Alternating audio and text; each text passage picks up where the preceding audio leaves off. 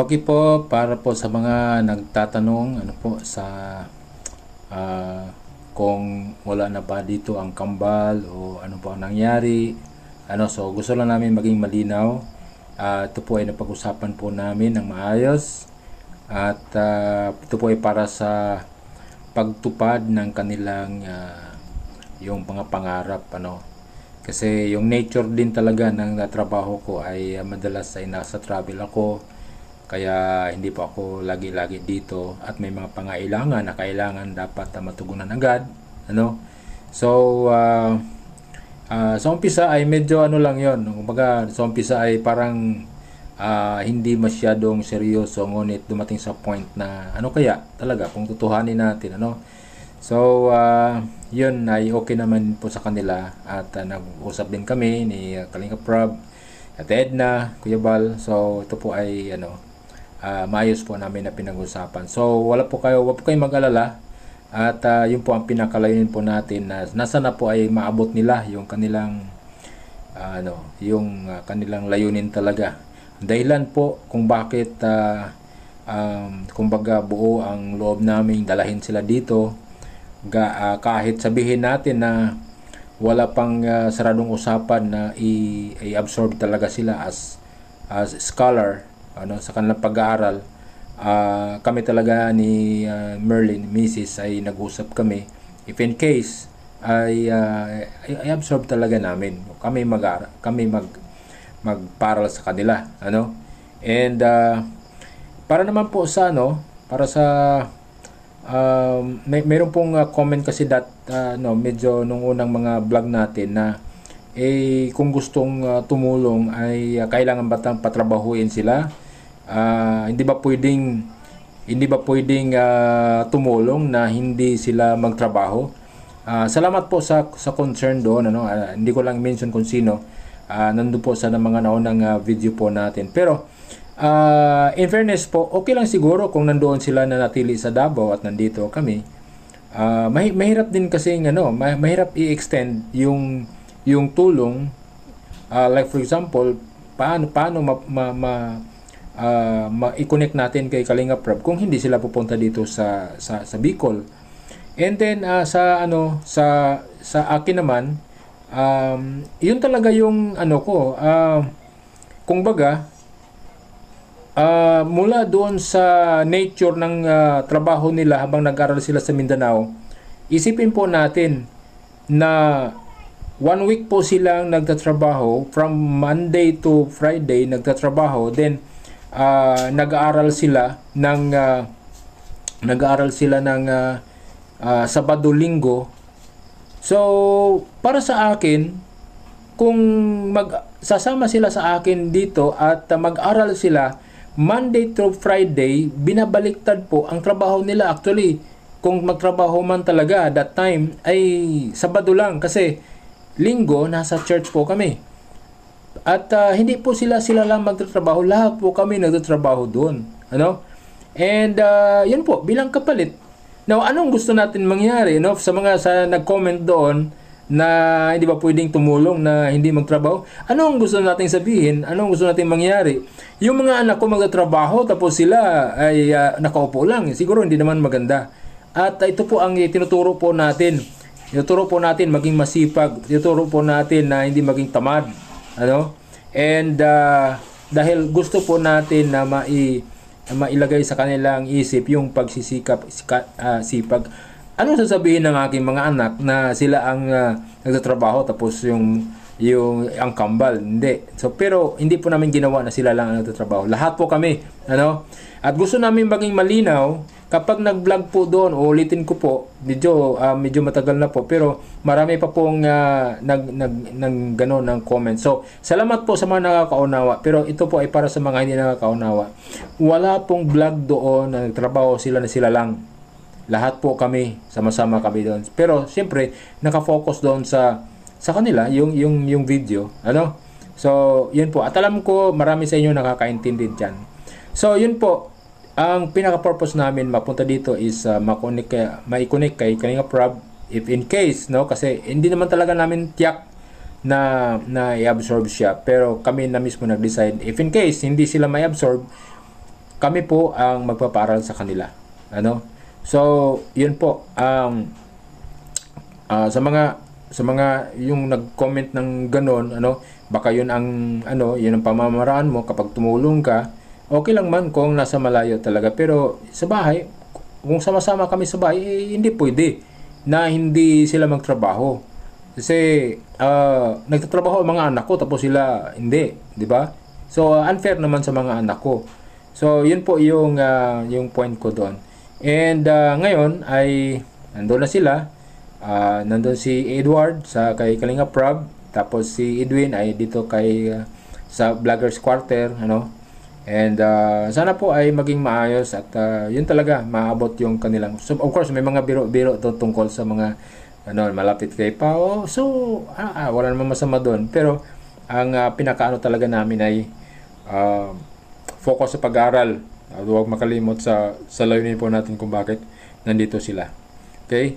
Kasi kapag hindi din nila maabot yung kanilang mga pangarap, parang partly nag-fail din ako, no?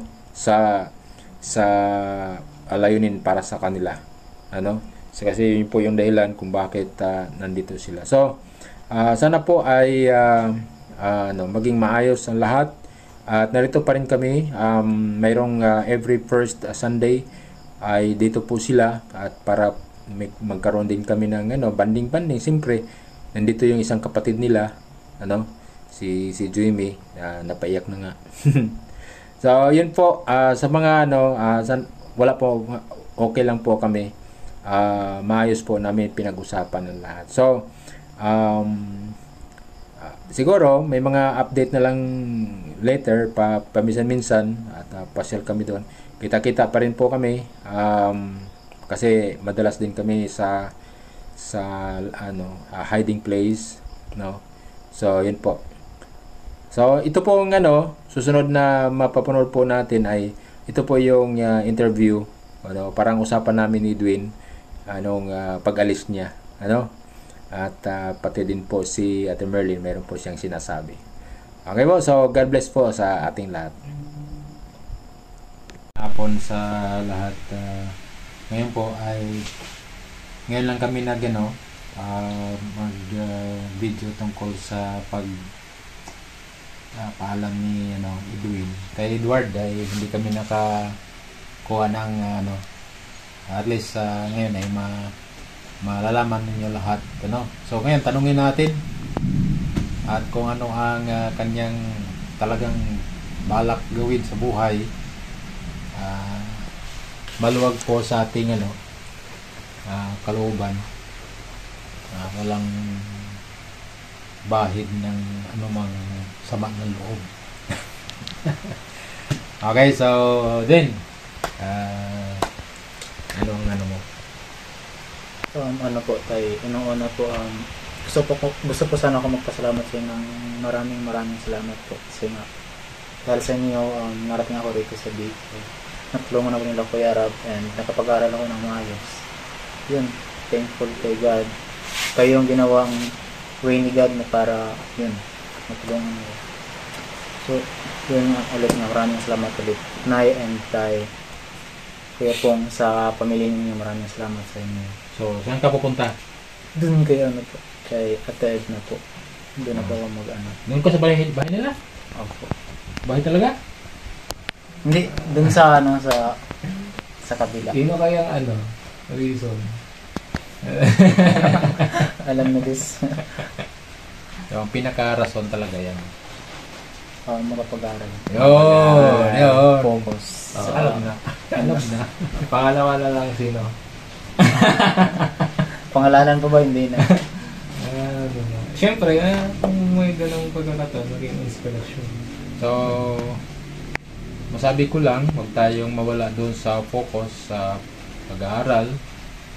At lahat, una, gawin nating inspirasyon ang Panginoon.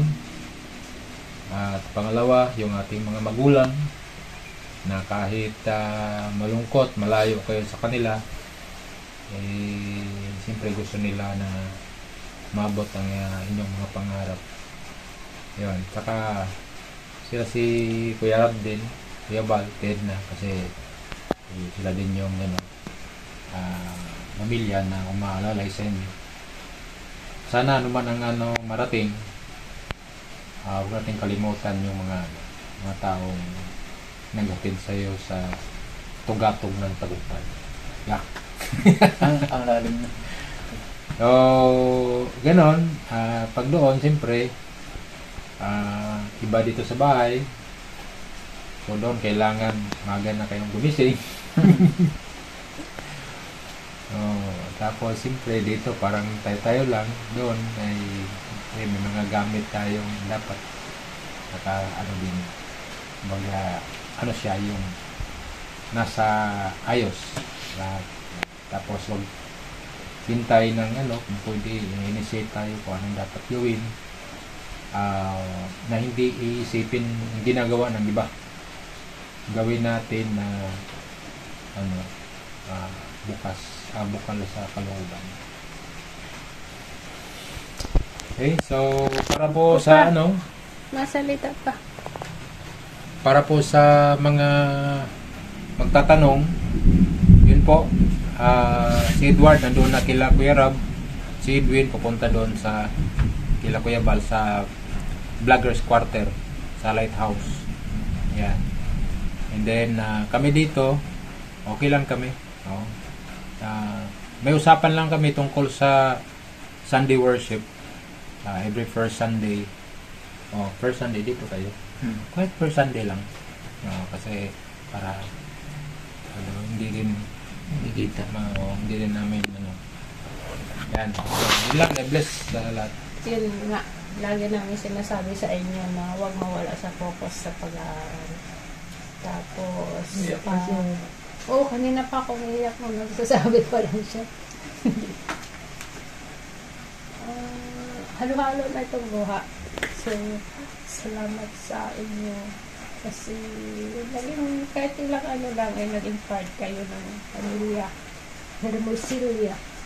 Tapos si Joy, yung kapatid niyong buso, lagi niyo rin kumustahin. Kasi alam ko malulungkot siya. Pero, ito ay para sa kinabukasan. So, gawin natin ang lahat para sa kinabukasan.